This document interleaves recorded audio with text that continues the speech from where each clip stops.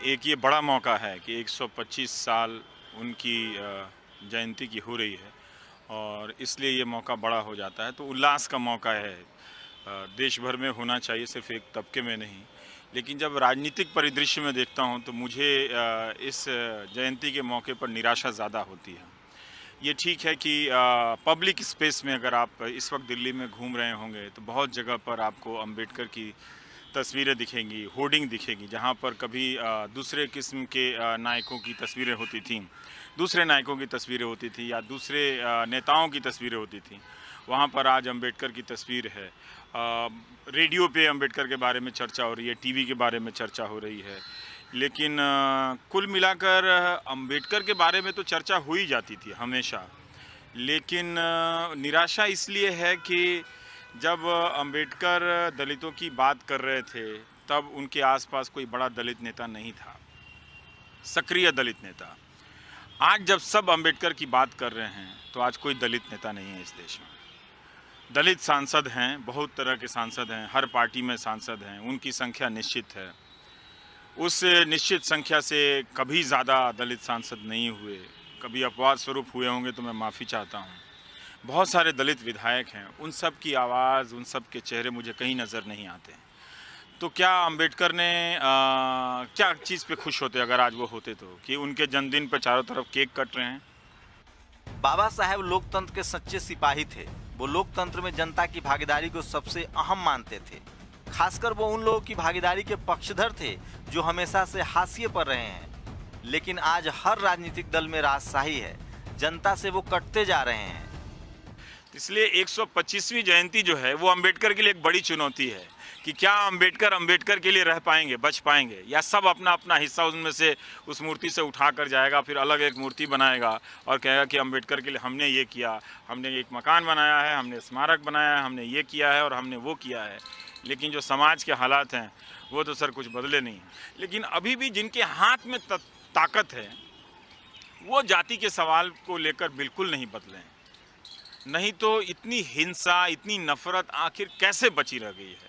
मैं यही समझना चाहता हूँ कि अगर आज अंबेडकर को सब कोई अपना रहा है, सब कोई जश्न मना रहा है, तो क्या आज ही मुझे कोई बता सकता है कि वो सारी चीज़ें गायब हो गई हैं, जिनके खिलाफ कोई अंबेडकर बनता है, जिनके खिलाफ कोई अंबेडकर पैदा होता है? बिल्कुल नहीं। तो फिर हम किस लिए जश्न मना रहे हैं? हमें तो कायदे से उनके जन्मदिन पर किसी एक बड़े सभा स्थल में जाना चाहिए, सभी लोगों को, सभी पार्टियों को, और सर झुका के जाना चाहिए कि हम आज आपका जन्मदिन मनाने आए हैं, लेकिन सही में हम उस जात पात को नहीं तोड़ पाए हैं। और इस तरह की नौटंकी बंद कीजिए कि किसी के घर जाके खा लिए तो उससे जात पात दूर हो गया, या किसी को घर बुला कर खिला लिए तो बहुत ज़्यादा प्रतीकों से बचना चाहिए, इन सारी चीज़ों से। इससे हमें कुछ हासिल होने वाला नहीं है। अभी भी हमारा समाज मूलतः एक जातिवादी समाज है और उसको लेकर उसके अंदर इतनी हिंसा भरी हुई है कि आप कहीं कोई आपको कहीं जाने की ज़रूरत नहीं, आप बस खड़ा रहिए, ऐसी खबरें आप तक चल के पहुंच जाती हैं। इसलिए अब लोगों को देखना पड़ेगा कि ये हम जिस व्यक्ति की जयंती मना रहे हैं, क्या हम उसके उत्तराधिकारी हैं? कौन मना रहा है? जो मना रहा है, क्या उसने अंबेडकर के सिद्धांतों पर कभी चला है? कभी उसने अपनी पार्टी के भीतर या दूसरी पार्टी में हो रहे ऐसे जातिगत अन्याय के खिलाफ आवाज़ उठाई है? या सिर्फ चूंकि वो उनका प्रसार है, वो एक ऐसे नायक के रूप में बचे हुए हैं आज़ादी के दौर के, जिनकी मूर्तियां लोगों के घर में मिल जाती हैं, जिनकी तस्वीरें लोगों के घर के दरवाजे पे मिल जाते हैं। अब नेताओं की नज़र ये है कि ये एक सोने की खान है जो हर किसी के घर में है, तो क्यों ना एक पोस्टर लगा के अंबेडकर भक्त बना जाए। लोकतंत्र में ऐसा लगता है जैसे पार्टियों पर राजतंत्र हावी है। आज के हालात में कोई भी राजनीतिक दल शायद ही धार्मिक कट्टरता के खिलाफ बात करती है। आज हम क्यों सुनते हैं, जब 125वीं जयंती मना रहे हैं, तब क्यों सुनते हैं कि एक लड़की की हत्या सिर्फ उसके दलित होने की वजह से कर दी जाती है?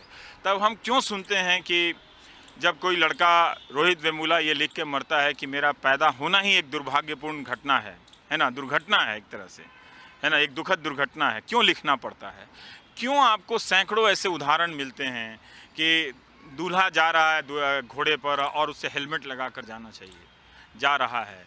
अभी मध्य प्रदेश की घटना थी, राजस्थान से घटना आ जाती है, बिहार से घटना आ जाती है कि लोग जाते हैं, एक ख़ास उच्च जाति के लोग जाते हैं, दलितों का घर जला जाते हैं।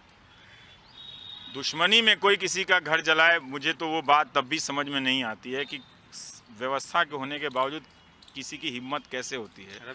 लेकिन ये शर्म की बात है कि जाति की वजह से वो ये मान लेता है कि वो हमसे कमज़ोर है, तो हम उसको घोड़ी पर चढ़ते हुए दूल्हे को उतार सकते हैं, उसके घर को जला सकते हैं। लेकिन उससे भी बड़ा सवाल है कि जिन शोषित और पिछड़ों की सामाजिक और आर्थिक आज़ादी की बात बाबा साहब करते थे, वो आज कहाँ हैं? एक ऐसा नायक है हमारी मौजूदा राजनीति में जो नहीं होने के बावजूद, अपनी दुनिया में नहीं होने के बावजूद, अपनी मूर्तियों से, अपने नीले कोट से एक बहुत बड़े तबके के दिलों को छू जाता है। इसलिए सब जाकर उस मूर्ति को पूजा करने लगे हैं। जो मूर्ति पूजा का विरोधी व्यक्ति है, उसे लोग मूर्तियों में बदल रहे हैं कि हम बहुत बड़े भक्त हैं अम्बेडकर के। तो पार्टी दफ्तर से बाहर पार्टी के तमाम पोस्टरों में आपको अम्बेडकर नज़र आएंगे। सच सच बोलिए, क्या किसी पार्टी के मुख्यालय के भीतर अम्बेडकर नज़र आते हैं? और नज़र आते हैं तो 125वीं जयंती पर ही क्यों? वो साल भर, पिछले 10 साल से, 20 साल से, आने वाले 50 साल में क्यों नहीं नज़र आते? तो जितनी मेहनत आपने उनकी एक खूबसूरत मूर्ति बनाने में की है, जितनी मेहनत आपने एक बहुत बेहतरीन तस्वीर बनाने में की है, क्या उतनी मेहनत आपने उनके विचारों पर चलने के लिए की है? क्या कौन है ऐसा नेता जो दलित नहीं है, जो खड़ा होकर बोले कि ये हिंदुत्व की अपनी समस्याएं हैं, हिंदू धर्म की इन बुराइयों की वजह से हमें ये शर्म करनी चाहिए कि समाज के इतने बड़े तबके को हाशिए पर रहना पड़ता है? कौन है ऐसा नेता? मैं तो नहीं जानता हूँ, मैंने तो किसी को सुना नहीं है किसी को बोलते हुए। यही सुनता हूँ कि एक ओबीसी या अति ओबीसी को अध्यक्ष बना दिया गया है, ब्राह्मण मुख्यमंत्री होगा। यही सुनता हूँ कि एक ब्राह्मण मुख्यमंत्री बना दिया गया है, लेकिन एक अति ओबीसी मुख्यमंत्री होगा या पार्टी अध्यक्ष होगा। तो इस तरह की बातें हो रही हैं। तो जातिवाद को तोड़ने की बात कौन कर रहा है? सहमति के स्तर पर तो कोई विरोध नहीं करता, सब कहते हैं हाँ जी ये सहमत है, लेकिन कोई प्रयास कर रहा है? हर पार्टी जातीय नफा नुकसान का हिसाब किताब करती दिख रही है। ऐसे में वो मुद्दे गायब हो गए हैं जो लोकतंत्र के लिए जरूरी है। महिलाओं के हालात में सुधार के लिए कोई आवाज नहीं उठती दिख रही। राजनीतिक दल बस सत्ता पाने का अड्डा बन गया है। क्या लोगों ने अपना विवेक स्थगित कर दिया है, तख्ती पर रख दिया है? क्या उन्हें दिखाई नहीं दे रहा है? क्या सचमुच उन्हें दिन में टॉर्च लगा कर दिखाने की जरूरत है? कौन है जो बात कर सकता है अम्बेडकर के उत्तराधिकारी के रूप में? मुझे कोई ऐसा राजनीतिक दल नजर नहीं आता है। अब सबके पास विज्ञापन का पैसा है तो बना लें। अगर विज्ञापनों से अम्बेडकर सबके हो सकते हैं तो कर लीजिए। फिर वो तो है नहीं मना करने के लिए कि मैं तुम्हारा नहीं हूँ। हर राजनीति का काम अम्बेडकर के खिलाफ होता है, क्योंकि लोग अम्बेडकर से डरते हैं। ये मैंने देखा है कि हमारे नेता चाहे किसी भी दल के, उनको डर लगता है तो इस एक नेता से डर लगता है कि उनके बारे में बात करते समय, उनके बारे में कुछ कहते समय वो डरते ज़रूर हैं। वो डर का कारण यही है कि अभी भी अम्बेडकर की प्रतिमा, उनकी तस्वीरें लाखों करोड़ों घरों में हैं। सिर्फ बाहर मैदान में नहीं है, पार्क में नहीं है, घरों में भी है। तो उनको डर लगता है कि कहीं कुछ मामला गड़बड़ ना हो जाए। लेकिन क्या वो यकीन के साथ ऐसा कह रहे हैं? मुझे नहीं लगता यकीन। एक मौका है इसलिए कह रहे हैं। अभी तो 4 दिन पहले वो किसी और नायक का मना रहे थे, फिर 4 दिन बाद किसी और नायक का जन्मदिन मनाएंगे। तो एक तरह से ये एक चल रहा है, देश में दौर चल रहा है नायकों के जन्मदिन का। तो ठीक है, ये नहीं भी मनाते तब भी लाखों लोग बाबा साहब का जन्मदिन तो मना ही रहे थे, उनकी जयंती तो मना ही रहे थे। तब कहाँ थे इतने बड़े बड़े राजनीतिक दल वाले? जब लोग रातों को 14 अप्रैल की रात, मध्य रात्रि को 13 अप्रैल को जब 12 बजता था, अपनी छतों पर मोमबत्तियाँ जलाते थे, गाँव में लाखों कार्यक्रम होता था, तब ये कहाँ थे सारे राजनीतिक दल वाले? आज ही क्यों नजर आ रहे हैं? ये तो सोचना पड़ेगा ना कि हम किसकी जयंती मना रहे हैं। हम अम्बेडकर जयंती मना रहे हैं, अम्बेडकर जी के लिए मना रहे हैं, या अलग अलग राजनीतिक दल इसलिए मना रहे हैं कि इनके मनाने से हमें फायदा होने वाला है? हर राजनीतिक दल पर परिवार या किसी जाति विशेष या वर्ग विशेष का कब्जा है। लोकतंत्र में शोषित और पिछड़ों की भागीदारी सिर्फ वोट देने तक रह गई है। आज किस पार्टी के दलित नेता को दलित नेता के रूप में आप में जानते हैं? आप मुझे बताइए। दलित सांसद हमेशा समाज कल्याण मंत्री क्यों बनता है? वो रक्षा मंत्री क्यों नहीं बनता है? वो वित्त मंत्री क्यों नहीं बनता है? वो विदेश मंत्री क्यों नहीं बनता है? वो कानून मंत्री क्यों नहीं बनता है? मैंने तो कोई अध्ययन नहीं किया, आपको अध्ययन करना चाहिए कि क्या जितने दलित सांसद हैं उनमें से कोई लॉ नहीं पढ़ा होगा, कोई अर्थशास्त्र नहीं पढ़ा होगा, क्या वो तो अगर अगर किसी दलित सांसद को ही समाज कल्याण मंत्री बनाने के लिए वो मंत्रालय रखा हुआ है तो सबसे पहले किसी सरकार को उस मंत्रालय को भंग कर देना चाहिए कि हम क्यों रखेंगे उसको, कि जहां एक दलित प्रतिभा किसी भी पार्टी में हो सकती है वो क्या जाकर वहीं पहुंचेगी, वहीं उसका अंत हो जाएगा, या फिर चुनाव से पहले उसे प्रदेश अध्यक्ष बनाया जाएगा। जब चुनाव 6 महीना रह जाते हैं, 1 महीना रह जाता है, तब लोगों को याद आती है कि आप उसको बना रहे हैं। तो सीधा बात है कि आप उसका ये जात पात का जो एक्सचेंज प्रोग्राम चल रहा है ना, कि हमारे जात पात और आपका जात पात दे दो यार, कुछ मिल के हम वोट बैंक बन जाते हैं, कुछ मिल के तुम वोट बैंक बन जाओ, कितने लोगों को उन बातों को प्रसारित करने के लिए किया जा रहा है। नेतृत्व के स्तर पर आने की बात तो दूर, उनकी रोजमर्रा की मुश्किलें तक दूर नहीं हो रही है। ऐसे में लोकतंत्र में उनकी सीधी भागीदारी एक छलावा ही है। राजनीतिक नेतृत्व कहाँ है, वो राजनीतिक कार्यक्रम क्यों नहीं है अम्बेडकर जयंती राजनीतिक कार्यक्रम क्यों नहीं है। जब मैं ये सवाल करता हूँ तो मेरा मतलब ये है कि कहाँ कौन नेता ऐसा नज़र आ रहा है जो जातिवादी इस हिंसा के खिलाफ खड़ा होकर बोलता हो, कौन है जो जाकर उसे सामना करना चाहता हो, कौन ऐसा सांसद है जो जाकर अपने गांव देहात में खड़ा होकर कहना चाहता हो कि इन दीवारों को गिराइए, तोड़िए। ये चीज़ें हो नहीं रही हैं। तो ठीक है, थोड़ी निराशा तो होती है कि राजनीतिक संस्कृति के रूप में आज मुझे अम्बेडकर नज़र नहीं आते हैं, सांस्कृतिक रूप में मुझे अम्बेडकर तो हर जगह नज़र आते हैं। बाबा साहेब ने भारत में लोकतंत्र की नींव रखी और एक सशक्त संविधान दिया। उन्होंने संविधान के जरिए सबके लिए बराबर मौके की बात कही, लेकिन आज शायद ही ऐसा हो रहा है। राजनीतिक, सामाजिक और आर्थिक रूप से सबसे पीछे खड़े लोग आज भी पीछे ही हैं। कोई उनकी सूध लेने वाला नहीं है। उनके हाथ में सत्ता सौंपने की बात तो बस दूर की कहानी ही लगती है। 14 अप्रैल को बाबा साहब की 125वीं जयंती है। इसके मौके पर आप देखेंगे तो हर राजनीतिक दल ने जगह जगह बैनर पोस्टर लगाए हैं, अपने अपने बड़े बड़े होर्डिंग्स लगाए हैं। लेकिन ऐसे में सवाल उठता है कि वो कौन सा दल है जो बाबा साहब के विचारों को आगे बढ़ा रहा है। क्या किसी पार्टी में इतनी हिम्मत है कि वो बाबा साहब के जो विचार थे, जो उनकी सोच थी, जिस समाज की वो भलाई की बात कर रहे थे, उस समाज के लिए वो काम करे। जिस तरह से बाबा साहब कट्टरता पर, जातिवाद पर खुलकर बोलते थे, क्या कोई पार्टी उससे बचने की कोशिश कर रही है? क्या उस तरह से अब काम करती है? बस एक होड़ सी लगी है कि किसी तरह से बाबा साहब के तस्वीरों को, बाबा साहब को वोट बैंक के रूप में इस्तेमाल किया जाए। कैमरामैन इमरान अली बेग के साथ शंभू कुमार सिंह, नेशनल दस्तक, दिल्ली। एक ये बड़ा मौका है कि 125 साल उनकी जयंती की हो रही है और इसलिए ये मौका बड़ा हो जाता है। तो उल्लास का मौका है, देश भर में होना चाहिए, सिर्फ एक तबके में नहीं। लेकिन जब राजनीतिक परिदृश्य में देखता हूँ तो मुझे इस जयंती के मौके पर निराशा ज़्यादा होती है। ये ठीक है कि पब्लिक स्पेस में अगर आप इस वक्त दिल्ली में घूम रहे होंगे तो बहुत जगह पर आपको अम्बेडकर की तस्वीरें दिखेंगी, होर्डिंग दिखेगी, जहाँ पर कभी दूसरे किस्म के नायकों की तस्वीरें होती थीं, दूसरे नायकों की तस्वीरें होती थी या दूसरे नेताओं की तस्वीरें होती थी, वहाँ पर आज अम्बेडकर की तस्वीर है। रेडियो पे अम्बेडकर के बारे में चर्चा हो रही है, टीवी के बारे में चर्चा हो रही है, लेकिन कुल मिलाकर अम्बेडकर के बारे में तो चर्चा हो ही जाती थी हमेशा। लेकिन निराशा इसलिए है कि जब अम्बेडकर दलितों की बात कर रहे थे तब उनके आसपास कोई बड़ा दलित नेता नहीं था, सक्रिय दलित नेता।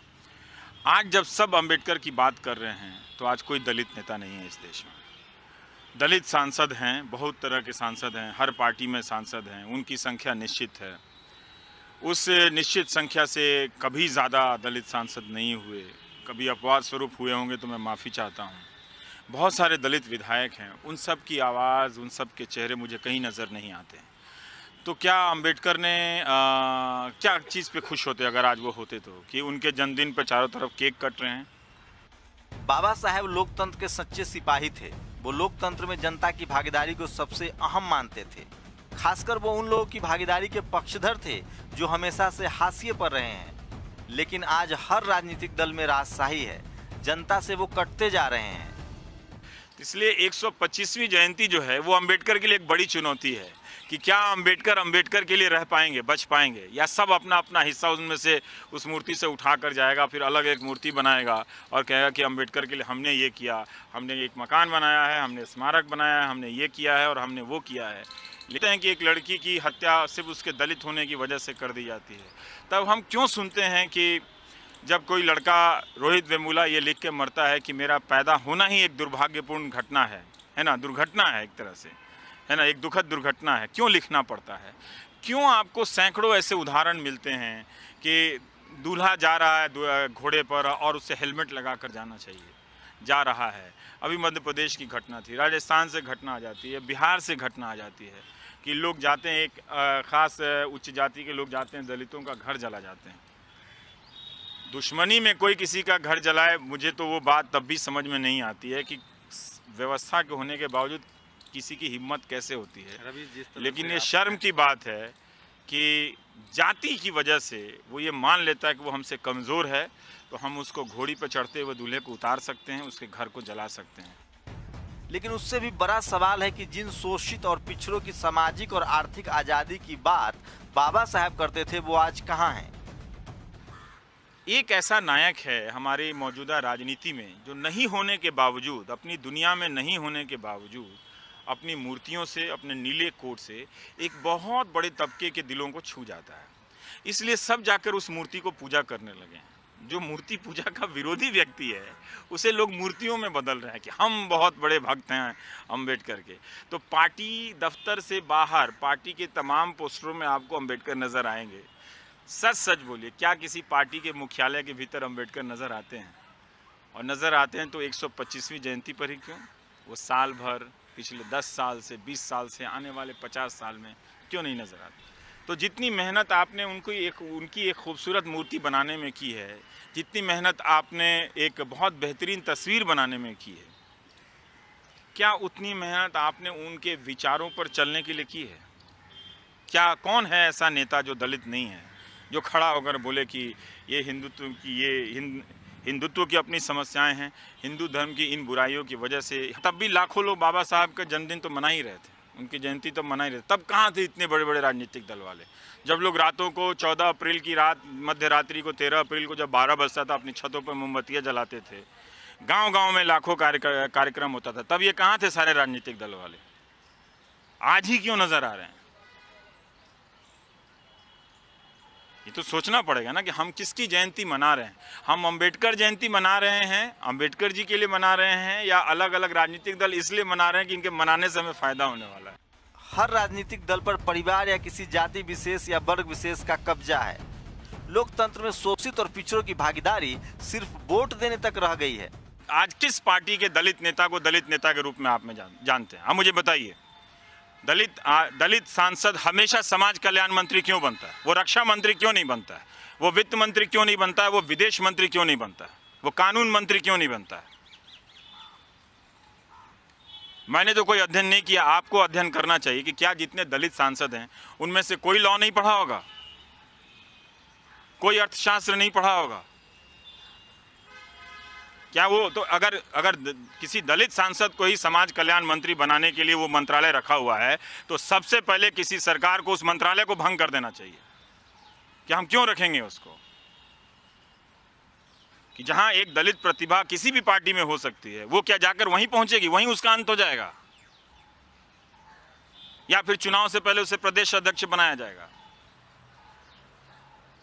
जब चुनाव 6 महीना रह जाते हैं, 1 महीना रह जाता है, तब लोगों को याद आती है कि आप उसको बना रहे हैं।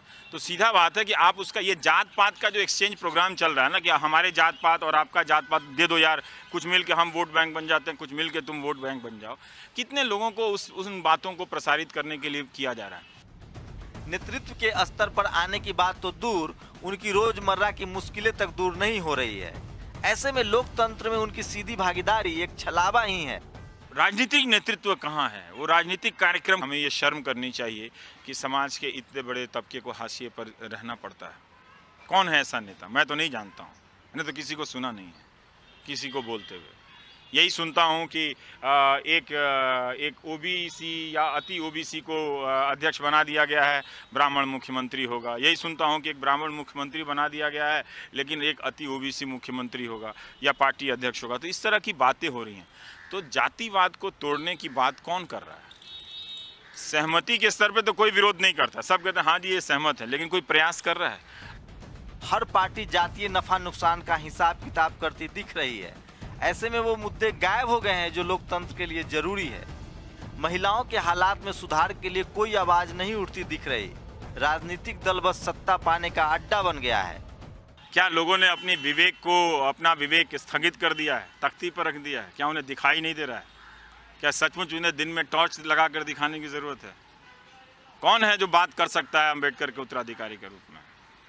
मुझे कोई ऐसा राजनीतिक दल नजर नहीं आता है। अब सबके पास विज्ञापन का पैसा है तो बना लें। अगर विज्ञापनों से अम्बेडकर सबके हो सकते हैं तो कर लीजिए। फिर वो तो है नहीं मना करने के लिए कि मैं तुम्हारा नहीं हूँ। हर राजनीति का काम अम्बेडकर के खिलाफ होता है, क्योंकि लोग अम्बेडकर से डरते हैं। ये मैंने देखा है कि हमारे नेता चाहे किसी भी दल के, उनको डर लगता है तो इस एक नेता से डर लगता है कि उनके बारे में बात करते समय, उनके बारे में कुछ कहते समय वो डरते ज़रूर हैं। वो डर का कारण यही है कि अभी भी अम्बेडकर की प्रतिमा, उनकी तस्वीरें लाखों करोड़ों घरों में हैं। सिर्फ बाहर मैदान में नहीं है, पार्क में नहीं है, घरों में भी है। तो उनको डर लगता है कि कहीं कुछ मामला गड़बड़ ना हो जाए। लेकिन क्या वो यकीन के साथ ऐसा कह रहे हैं? मुझे नहीं लगता यकीन। एक मौका है इसलिए कह रहे हैं। अभी तो 4 दिन पहले वो किसी और नायक का मना रहे थे, फिर 4 दिन बाद किसी और नायक का जन्मदिन मनाएंगे। तो एक तरह से ये एक चल रहा है, देश में दौर चल रहा है नायकों के जन्मदिन का। तो ठीक है, ये नहीं भी मनाते, लेकिन जो समाज के हालात हैं वो तो सर कुछ बदले नहीं हैं। लेकिन अभी भी जिनके हाथ में ताकत है वो जाति के सवाल को लेकर बिल्कुल नहीं बदले हैं। नहीं तो इतनी हिंसा, इतनी नफरत आखिर कैसे बची रह गई है? मैं यही समझना चाहता हूं कि अगर आज अम्बेडकर को सब कोई अपना रहा है, सब कोई जश्न मना रहा है, तो क्या आज ही मुझे कोई बता सकता है कि वो सारी चीज़ें गायब हो गई हैं जिनके खिलाफ कोई अम्बेडकर बनता है, जिनके खिलाफ कोई अम्बेडकर पैदा होता है? बिल्कुल नहीं। तो फिर हम किस लिए जश्न मना रहे हैं? हमें तो कायदे से उनके जन्मदिन पर किसी एक बड़े सभा स्थल में जाना चाहिए, सभी लोगों को, सभी पार्टियों को, और सर झुका के जाना चाहिए कि हम आज आपका जन्मदिन मनाने आए हैं, लेकिन सही में हम उस जात पात को नहीं तोड़ पाए हैं। और इस तरह की नौटंकी बंद कीजिए कि किसी के घर जाके खा लिए तो उससे जात पात दूर हो गया, या किसी को घर बुला कर खिला लिए तो बहुत ज़्यादा प्रतीकों से बचना चाहिए, इन सारी चीज़ों से। इससे हमें कुछ हासिल होने वाला नहीं है। अभी भी हमारा समाज मूलतः एक जातिवादी समाज है, और उसको लेकर उसके अंदर इतनी हिंसा भरी हुई है कि आप आपको कहीं जाने की ज़रूरत नहीं, आप बस खड़ा रहिए, ऐसी खबरें आप तक चल के पहुँच जाती हैं। इसलिए अब लोगों को देखना पड़ेगा कि ये हम जिस व्यक्ति की जयंती मना रहे हैं, क्या हम उसके उत्तराधिकारी हैं? कौन मना रहा है? जो मना रहा है, क्या उसने अम्बेडकर के सिद्धांतों पर कभी चला है? कभी उसने अपनी पार्टी के भीतर या दूसरी पार्टी में हो रहे ऐसे जातिगत अन्याय के खिलाफ आवाज़ उठाई है?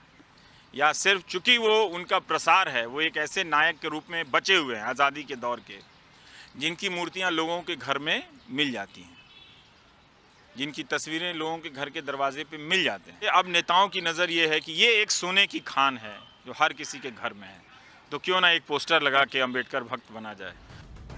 लोकतंत्र में ऐसा लगता है जैसे पार्टियों पर राजतंत्र हावी है। आज के हालात में कोई भी राजनीतिक दल शायद ही धार्मिक कट्टरता के खिलाफ बात करती है। आज हम क्यों सुनते हैं, जब 125वीं जयंती मना रहे हैं, तब क्यों सुनते